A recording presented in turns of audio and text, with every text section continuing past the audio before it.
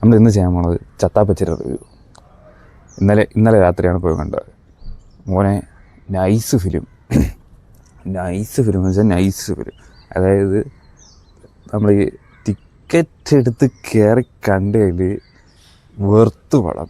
Means ആ starting to ending വരെ അവർ ബോറടിപ്പിക്കാതെ കിടിലായിട്ട് ചെയ്തിട്ടുണ്ട്. അതേപോലെ